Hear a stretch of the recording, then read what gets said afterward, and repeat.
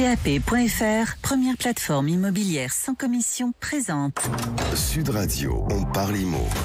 Votre rendez-vous 100% immobilier sur Sud Radio jusqu'à 10h avec Marc Ezrati. Bonjour à vous. Bonjour. Je rappelle d'ailleurs le numéro que vous composez, 0826 300 300. Vous avez un logement ou alors vous le louez.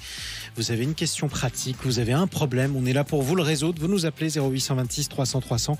Dans quelques minutes, on répondra à vos questions. Mais avant ça, le journal. Big Mat, les bâtisseurs ont leur maison, présente Sud Radio, on parle immo, le journal. Et on démarre ce journal avec une étude du courtier vousfinancez.com, Marc, qui nous dévoile combien de mètres carrés un retraité peut se payer en 2023. Et emprunter quand on est retraité, c'est compliqué, surtout s'il s'agit d'un premier achat immobilier. En effet, avec une retraite qui est estimée par l'INSEE à 1 400 € net par mois en moyenne, un retraité primo-accédant ne peut espérer emprunter qu'un peu plus de 68 000 € en moyenne, à un taux de 2,7% sur 15 ans. Et ainsi acquérir un logement d'une superficie compris entre 6 et 49 mètres carrés environ selon Vous êtes sûr financé. 6 mètres carrés 6 mètres carrés, c'est à Paris. Oui, c'est Voilà. à Paris. C'est Et logique 49 d'ailleurs. mètres carrés, c'est à Saint-Étienne, puisque c'est la ville française dont le prix du mètre carré est le plus faible. D'ailleurs, on rappelle que c'est illégal de louer un appartement de 6 mètres carrés, aussi bien à Paris d'ailleurs qu'ailleurs. C'est le pouvoir d'achat C'est le immobilier. pouvoir d'achat théorique, Ouais, c'est pour ça qu'on vérifiait ça. Quoi qu'il en soit, Marc, on poursuit avec une autre étude, elle est intéressante, c'est celle de la Fondation Abbé Pierre, qui révèle qu'en Outre-mer, 30% des habitants, c'est incroyable, seraient mal logés. Exactement, c'est même moche, on peut le dire. Environ 600 000 habitants des départements et territoires d'outre-mer vivent dans des logements de fortune ou dans des logements surpeuplés ou sans accès à l'eau. Un constat alarmant qui a été tiré par la Fondation Abbé Pierre qui réclame des mesures d'urgence au gouvernement. La Fondation estime qu'il faudrait produire massivement une offre de logements très sociaux à raison de 15 000 par an, en adéquation évidemment avec les ressources des ménages. Effectivement. Allez, on poursuit avec cette histoire. C'est celle d'un propriétaire qui demande une lettre de motivation, voyons, au locataire candidat. Et oui, c'est un propriétaire qui, en plus de demander les pièces classiques comme les justificatifs d'identité ou les bulletins de salaire, demande également une lettre de présentation et de motivation dans une annonce diffusée sur Le Bon Coin. Ça demande évidemment de l'aide de motivation pour un studio de 18 mètres carrés à Bordeaux à faire réagir les réseaux sociaux. On s'imaginait bien, à dossier égal entre deux candidats ayant des revenus similaires, la lettre permet, selon ce propriétaire, de préjuger des qualités humaines du candidat, alors que le critère de solvabilité est certes important, mais il est particulièrement froid, toujours selon ce propriétaire. La lettre de motivation n'a pas eu l'air d'effrayer les locataires, puisque l'annonce elle a été supprimée en bout de 24 heures. Le propriétaire y a reçu 30 demandes en moins de 2 heures. Oui, c'est dire quand même l'état du rapport de force sur le marché. Un jour, on nous demandera de faire la danse du ventre pendant qu'on y est. On termine avec une note un peu plus légère, une étude de meilleurs agents qui s'est intéressée à l'achat immobilier en couple. Et oui, cette étude révèle les intentions des Français quant à leur projet immobilier en couple. Alors tout d'abord, il faut savoir, Jean-Marie, que 6 Français sur 10 vivent en couple, un chiffre qui monte même à 76% chez les 35-44 ans. Concernant leur résidence principale, 55% des Français considèrent qu'il faut attendre au moins 2 ans avant d'acheter sa résidence principale avec son conjoint. Et pourtant, près de 7 Français sur 10, 67% exactement, sont prêts à habiter avec leur conjoint moins de 2 ans après le début de leur relation amoureuse, mais en location cette fois. Mais alors pourquoi 2 ans ? Eh bien, parce que l'achat d'un bien immobilier fait partie des événements les plus engageants pour un couple après le mariage et l'arrivée du premier enfant, selon 63% des Français. Il faut 7 ans en moyenne, toujours d'après l'étude de meilleurs agents, pour amortir son projet d'achat immobilier dans les grandes villes de France. C'est une donnée évidemment qui évolue d'une ville à l'autre. On en parlait tout à l'heure, entre Saint-Étienne et Paris, c'est pas la même évidemment, puisque Saint-Étienne est la ville la moins chère, Paris est la ville la plus chère. Et si vous voulez savoir, c'est 1 an et demi la rentabilité pour Saint-Étienne, alors qu'à Paris c'est 14 ans. D'accord, mais effectivement, merci pour toutes ces infos, Marc Ezrati. Tout de suite la Minute Viager. Avec notre partenaire Senior Consulting Group, cette semaine, Marc, on parle des frais de notaire dans le cadre d'une vente aux viagers. Et oui, c'est une question qui a son importance car ce qu'on appelle communément les frais de notaire, dont en réalité 90% sont reversés à l'État, ne sont pas du tout les mêmes en viager que dans une vente classique. En effet, en viager occupé, les frais de notaire sont calculés sur la valeur occupée du bien et non pas sur la valeur marché ou vénale. Par exemple, si une maison à Vannes est estimé à 300 000 € et que son propriétaire de 74 ans souhaite vendre en viager occupé, sa période d'occupation est estimée produira un droit d'usage et d'habitation, on va dire de 50% pour faire simple.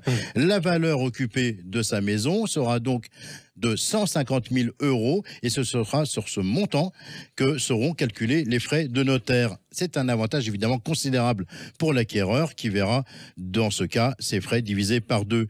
À noter que les calculs seront les mêmes, seront les mêmes, j'y arrive, pour une vente à terme occupée. Par contre, ils seront différents dans le cadre d'une nue propriété. C'est un peu plus technique. Là, c'est seuls les droits d'enregistrement qui seront calculés sur la valeur fiscale de la nue propriété. En toute logique. Merci à vous, Marc Ezrati. Restez avec nous. On se retrouve dans quelques instants. On sera en compagnie de notre invité, David Laval, qui est le fondateur de Pandaloc. Oui, Pandaloc, c'est un joli nom d'ailleurs. On vous félicite pour ce nom. En tout cas, David Laval qui fait votre entrée dans le studio. On est avec lui. On va parler de logement étudiant. Restez bien à l'écoute de Sud Radio. Et puis, je vous rappelle le numéro sur lequel vous nous laissez vos messages, 0826 300 300. À tout de suite. Sud Radio, on parle IMO, le Mac de la semaine. Avec Elio, expert de la rénovation énergétique des logements. Rendez-vous sur elio.com. On parle logement étudiant aujourd'hui avec notre invité David Laval. Bonjour à vous. Bonjour à tous. Fondateur de Pandaloc, vous êtes l'invité de Marc Ezrati. Bonjour David Laval. Bonjour Marc. Alors David, on parle d'une crise du logement étudiant en France, c'est vrai ? J'ai des chiffres. Ouais, je vais vous donner quelques chiffres où vous allez tout de suite comprendre. Il y a 3 millions d'étudiants en France et il y a 3 70 000 places dans les résidences étudiantes. Donc ça fait 1 pour 8. 1 pour 8, oui. 1 pour 8, si vous comptez. Donc dans les 370 000, c'est une petite moitié dans ce qu'on appelle les résidences du Crous et une grosse moitié dans les résidences privées. Donc les résidences du Crous, en fait, ça veut dire qu'il y a également une place pour 7 boursiers. Alors du coup, comment on fait pour se loger quand on est étudiant ? Ouais, c'est une bonne question. Alors évidemment, les étudiants, ils sont pas à la rue, ils ont d'autres solutions. La première des solutions, c'est le parc. Parents, non ? C'est le parc privé. Ouais, c'est le parc privé. Donc les logements, la fameuse chambre de bonne avec les toilettes sur le palier, ou la colocation quand on est plus malin. La deuxième solution, et c'est effectivement, vous avez raison Marc, la plus économique, c'est les parents. Parce que quand on habite chez papa-maman, on n'a pas de loyer à payer. Voilà. Et avec le loyer, vous savez, on va tirer aussi d'autres frais, parce que il faut se faire à manger, il faut payer l'électricité, etc. Donc c'est effectivement la solution la moins chère, surtout dans les grandes villes. Et vous savez que les étudiants, ils sont étudiants dans les grandes villes, parce que c'est là qu'on va trouver les facultés et les écoles. Alors, pourquoi on n'a pas assez de résidences étudiantes en France ? C'est un problème assez complexe. Alors la première, je vais vous apprendre peut-être quelque chose. Si vous ne le savez pas encore, et si les auditeurs ne le savent pas, le marché de l'immobilier locatif appartient d'abord à des particuliers. Il y a très peu de grands opérateurs, de grands institutionnels qui investissent là-dedans, parce que pour eux, ce n'est pas très rentable. Donc il y a moins de 5% des logements qui appartiennent à des grandes entreprises, comme des opérateurs de logements étudiants. Pourquoi ? Parce que c'est pas très rentable, notamment parce que le foncier est très cher, et notamment, encore une fois, dans les grandes villes. La deuxième raison, c'est que le nombre d'étudiants, il a explosé. Et si vous vous souvenez, il y a 20 ans, on parlait d'un baby-boom. C'est vrai. Et donc maintenant, les baby-boomers d'il y a 20 ans, ils sont devenus étudiants. Et on a beaucoup de mal à les loger. Et pourtant, on l'avait prévenu à l'époque. On l'avait prévenu, mais voilà, ça n'a pas été anticipé.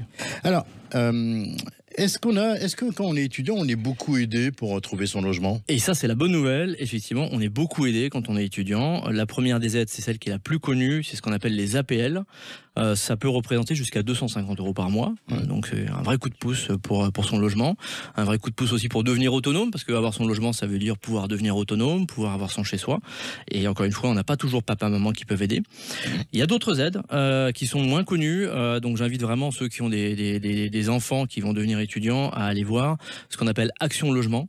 Sur le site d'Action Logement, ils vont vous expliquer toutes les aides auxquelles on droit, en particulier des jeunes.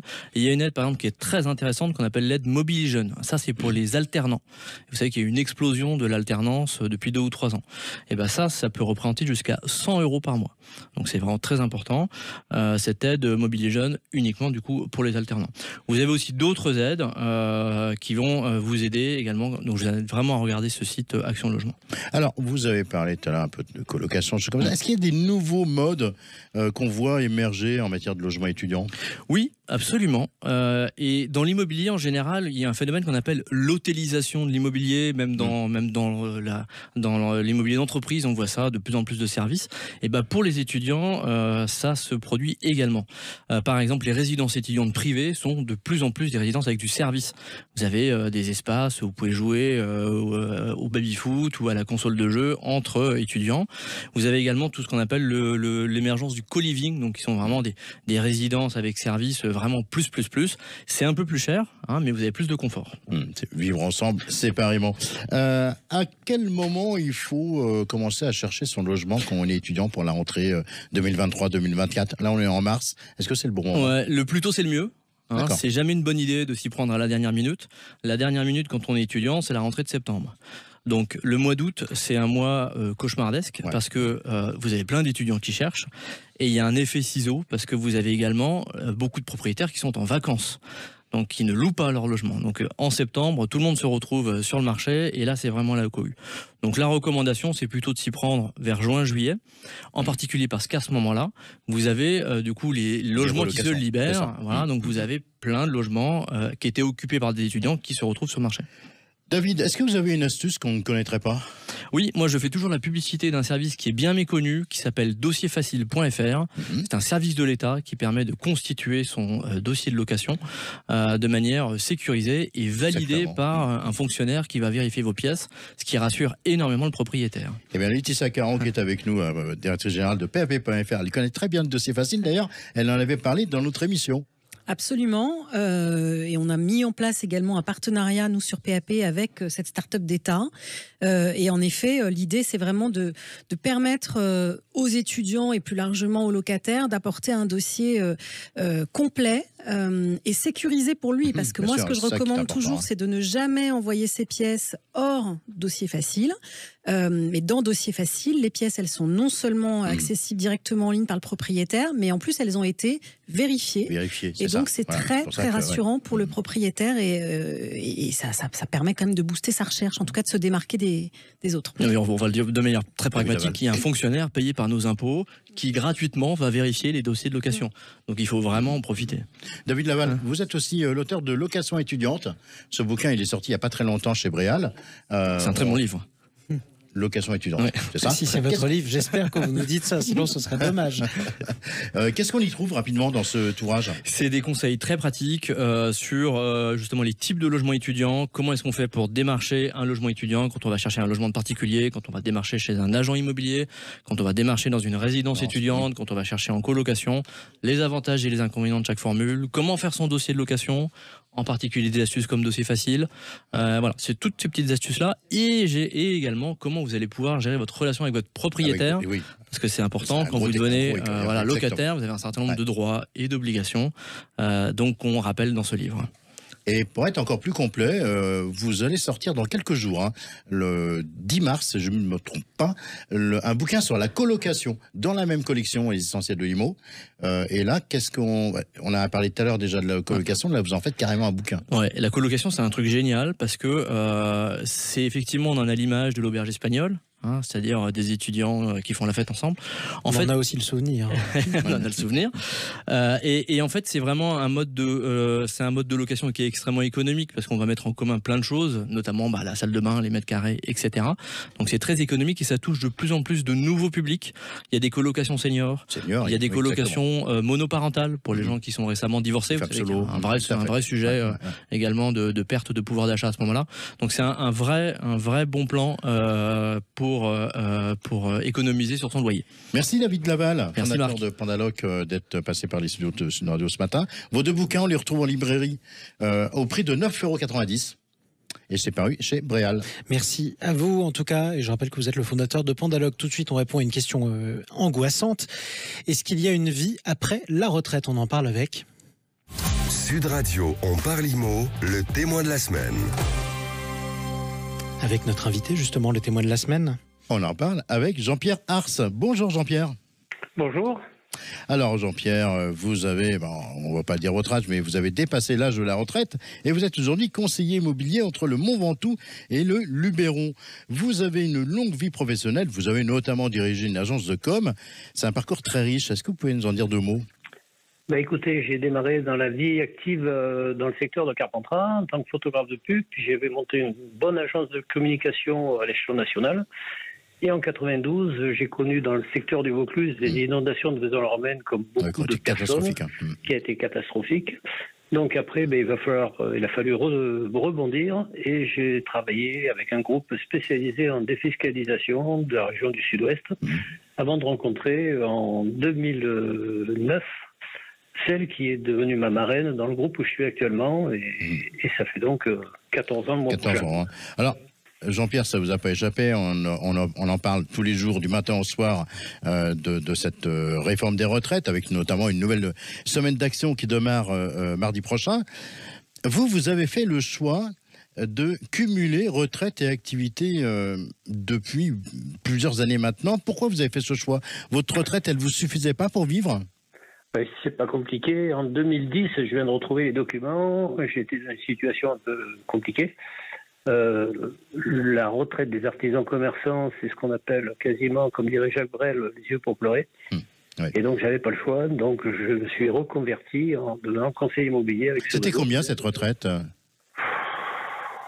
Si je vous l'ai dit, vous allez éclater de rire, non ? Non, je n'éclate pas de rire sur des montants. Non, c'est pas sérieux. C'est autour de 850 €. Oui, effectivement. Donc 850 €, on vit pas décemment, on vit pas correctement, c'est pas une vie, quoi. Voilà. Donc et puis entre nous, à 60 ans, quand j'ai eu l'âge de leur prendre par obligation, les nécessités, on me proposait 50 € de plus si j'attendais. Donc, j'ai pas hésité, évidemment, vous n'avez pas hésité, vous êtes parti. Et puis aujourd'hui, ça me permet de... Parce que moi, je suis un hyperactif, je ne me vois pas rester devant une télévision ou dans un fauteuil toute la journée. Voilà. Donc, j'ai besoin que ça bouge. J'ai toujours été chef d'entreprise. Alors, Jean-Pierre, pourquoi vous avez choisi ce secteur de l'immobilier ? Qu'est-ce qui vous attire dans l'immobilier ? L'immobilier, d'abord, je pense que c'est une héréditaire de mon papa, qui a toujours été passionné par l'immobilier, bien qu'il en ait jamais fait. Il a construit des maisons. Oui. Et surtout, j'aime les belles propriétés. Je travaille entre Mont Ventoux et Luberon.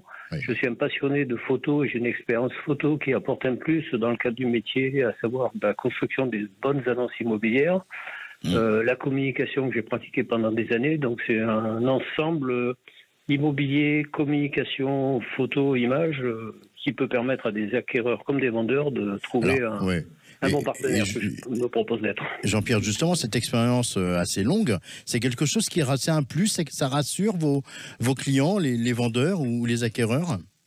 Je pense que par le profil de l'âge, une certaine sagesse, une certaine expérience, pour moi, c'est un plus vis-à-vis des acquéreurs, des vendeurs, voilà. Et au niveau de vos jeunes collègues conseillers immobiliers, ça se passe comment ? Ils sont demandeurs de conseils Vous savez, on est le reflet de la société, tout simplement. Il y en a qui acceptent volontiers l'expérience des anciens, comme on dit. Et puis il y en a qui sont plus jeunes, plus fougueux, on a des profils différents. J'ai appris ce matin que dans le réseau où je suis, que je peux nommer peut-être le groupe IA Défense, ça va de 19 à 83 ans. Ah oui, oui, d'accord, il y a encore plus âgé dans le groupe. Jusqu'à 83 ans, il y a un conseiller immobilier qui travaille. Il y a un ou une, je ne sais pas si c'est un homme ou une femme, mais je crois que c'est une femme. C'est formidable, moi, je trouve. Qui en fait lui permet d'avoir une vie sociale, une vie de rencontrer du monde, de continuer à apprendre, d'être utile, voilà. Allez, dernière question rapide, c'est quoi pour vous un bon conseiller immobilier, Jean-Pierre ? Un bon conseiller immobilier, c'est, je pense, d'abord quelqu'un qui doit savoir écouter aussi bien son vendeur que son acquéreur. C'est quelqu'un qui doit être rigoureux, honnête, réactif, très précis, et puis quelqu'un qui doit être heureux de voir des projets de vie se réaliser, aussi bien pour des vendeurs que des acheteurs.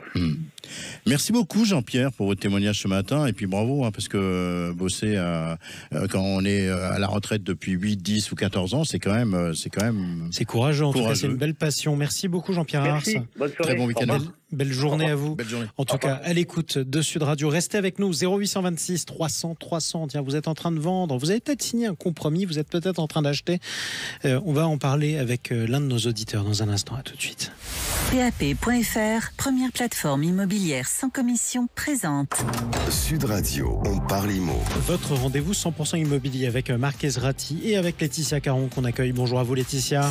Bonjour Jean-Marie. Directrice générale de particulier à particulier, PAP.fr. Je le dis comme chaque samedi, 0826 300 300. C'est le numéro que vous composez pour nous laisser vos messages, notamment si vous avez besoin d'aide, besoin d'informations en lien avec l'immobilier. On est là pour vous répondre.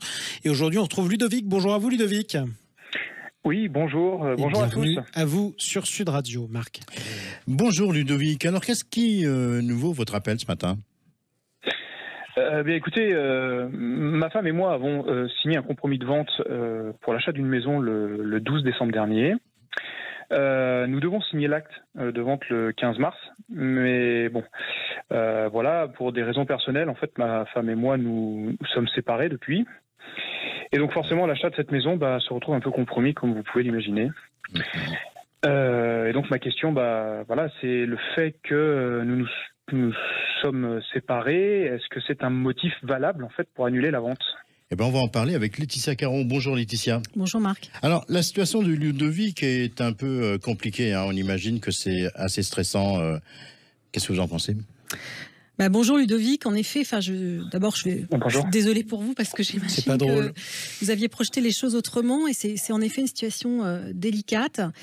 Alors, il y a un certain nombre de contraintes. On va essayer de vous conseiller au mieux, mais voilà, on va essayer de voir en fonction des contraintes que génère le contexte, en effet. Okay. Bon. Alors, Laetitia, la première question, je voudrais savoir si la séparation, c'est un motif d'annulation du compromis. Alors, on va déjà commencer à rappeler à Ludovic et à nos auditeurs, en fait, quand on signe un compromis, il y a plusieurs étapes. Et en fait, ce qu'on peut faire dépend de l'étape à laquelle on se situe. La première étape, quand on signe un compromis, c'est juste après cette signature, l'acheteur dispose d'un délai de rétractation de 10 jours qui lui permet d'annuler son achat sans avoir à se justifier. Ce délai, il démarre le lendemain de la signature et donc c'est 10 jours calendaires. Malheureusement, dans le cas de Ludovic, Ludovic a précisé, je crois qu'il a signé le 12 décembre, donc le délai il est largement dépassé. Et donc là, on ne peut pas, vous n'allez pas pouvoir vous rétracter au titre de ce droit. Alors, pour Ludovic, est-ce qu'il y a une autre possibilité ?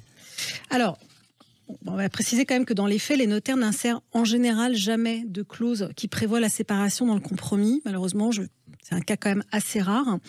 En général, ce qui est prévu, je le précise pour les auditeurs, c'est une clause qui prévoit le décès. Alors heureusement, on n'en est pas là, Ludovic, mais malheureusement, la séparation, elle, n'est jamais prévue comme clause suspensive. Ce qu'il y a en général, c'est une clause suspensive d'obtention de prêt quand on doit recourir à un emprunt. Et là, peut-être qu'il y a un truc à faire. Est-ce que c'est votre cas, Ludovic ? Est-ce que vous aviez une clause suspensive d'obtention de prêt ? Oui, tout à fait. On a effectivement fait un prêt, du coup, pour cet achat, oui. Ok. Alors, dans ce cas, le compromis précise une date butoir pour obtenir le prêt. Bon, j'imagine que ce prêt, il devait reposer sur vos deux têtes, puisque vous deviez acheter à deux, donc votre ex-conjointe et vous. Donc, il y a peut-être une possibilité par rapport à ça, puisque vous n'allez probablement plus emprunter à deux, j'imagine, et donc ça va rendre l'obtention du prêt compliquée. Quelle est la date butoir d'obtention de ce prêt sur votre compromis ? Est-ce que vous l'avez en tête ? En fait, pour tout vous dire, c'est déjà passé, puisque c'était même le 10 février dernier. On a obtenu ce prêt-là et on l'a transmis directement au notaire. Pour tout vous dire, on n'avait pas encore l'idée de se séparer, évidemment, à ce moment-là. Ouais, donc Laetitia, on comprend que pour Ludovic, les choses se sont un peu précipitées. Du coup, est-ce qu'il y a une autre solution ? Là, je ne vais pas cacher que ça se corse parce que le prêt étant accepté et transmis, il n'y a plus de clause suspensive applicable. Donc, Ludovic, je suis désolée de vous dire clairement que là, en termes d'annulation, il n'y a plus beaucoup de solutions. Vous pouvez toujours vous dédire, mais ce qui va se passer, c'est que vous allez perdre les 10% de dépôt de garantie, donc c'est quand même une somme. Ouais. Voilà, et même si vous avez versé moins, en général, on peut verser 5% au moment de la signature. Ce qui est dû dans le compromis, c'est 10. C'est indiqué normalement sur la plupart des Vous avez clauses. versé quoi? Vous avez déjà versé quelque chose, Ludovic? Oui, non, c'est ça. C'était à peu près l'équivalent de 10%, tout à fait. Ok, Oui. bon, donc vous pouvez toujours essayer de négocier avec le vendeur, mais rien ne l'oblige à accepter. Et en plus, comme il aura perdu 3 mois, malheureusement, je ne suis pas optimiste pour vous. Il y a une autre solution quand même, c'est d'aller au bout de l'achat et de revendre ensuite immédiatement. Alors, cette solution, elle va vous coûter de l'argent quand même, parce que sauf si vous avez fait une très bonne affaire, normalement, vous revendrez à peu près le prix que vous avez acheté et donc vous perdrez les frais de notaire. Voilà, donc les 8%. Et il y a sinon une dernière solution que je peux vous recommander, si vous arrivez à discuter avec votre ex-conjointe, c'est que l'un de vous deux peut racheter la part de l'autre. Ça peut être la piste la moins coûteuse, puisque dans ce cas-là, le montant des frais de notaire pour un rachat de part, c'est 2,5%. Donc si vous partagez, voilà, il faut arriver à discuter. Mais si vous partagez, s'il y en a un des deux qui rachète, vous partagez les 2,5%, c'est le moins coûteux. Voilà, j'ai pas de solution idéale pour vous, Ludovic, je suis désolée, mais j'espère quand même que ça peut vous aider à trouver une solution. On est vraiment désolé, Ludovic, en tout cas, merci de nous avoir appelés. Vous nous tenez au courant de la suite des choses quand même? Autant que possible, je vous remercie. Merci pour bon courage, en tout cas, et vous tous qui nous écoutez.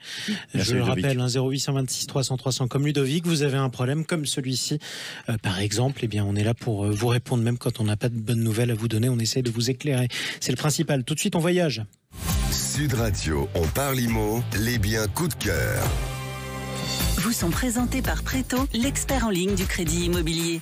Simulez combien vous pouvez emprunter sur Préto.fr. Enfin, on voyage par la pensée en s'imaginant vivre dans les cartes postales que vous nous présentez, Marc. Exactement. Laetitia, on filou ce matin avec vous chez PAP.fr. Et cette semaine, je vous emmène à Toulouse. C'est une ville que j'aime beaucoup. C'est une ville qui a beaucoup de charme et j'avais envie de vous y emmener ce matin.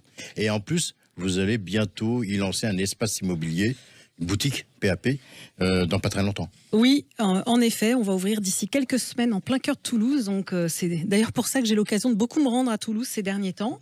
Mais bon, on va revenir à notre coup de cœur. Voilà. Des biens coup de cœur. Exactement. Donc on va revenir à ce coup de cœur. C'est un grand appartement traversant, 4 pièces en étage élevé. Il est situé boulevard Silvio 31. C'est dans le quartier des Minimes. Il fait 97 mètres carrés. Il est en très très bon état. Il a 3 chambres, un vaste séjour de 38 mètres carrés avec balcon. C'est un appart très lumineux, une vue dégagée, et puis il y a de belles prestations, un beau parquet dans toutes les pièces de vie, il est très bien équipé. Voilà, il n'y a plus qu'à poser ses meubles et ses valises. Et un métro pas loin en plus. Et le métro pas loin, en effet. Ouais. Et il faut qu'on débourse combien pour cet appartement ? Alors, on est à 359 000 euros. C'est 3 700 euros du mètre carré. C'est tout à fait correct pour un appartement qui est vraiment proche du neuf et qui pourra faire le bonheur d'une famille. Merci beaucoup, Laetitia Caron. Très bon week-end à vous. Et très bon week-end à tous les deux. Laetitia, on vous retrouve samedi prochain dans On parle IMO. Marc Ezrati également. Je le rappelle, d'ici là, chers amis, le numéro que vous composez si vous avez un problème d'immobilier, d'appartement, de maison, de tout ce que vous voulez, ou même d'immeuble, pourquoi pas. 0826 300 300. Vous laissez vos messages, on les écoute, promis. Et en plus, on vous rappelle pour vous répondre sur Sud Radio. À bientôt. Sud Radio, on parle IMO. Avec PAP.fr, première plateforme immobilière sans commission.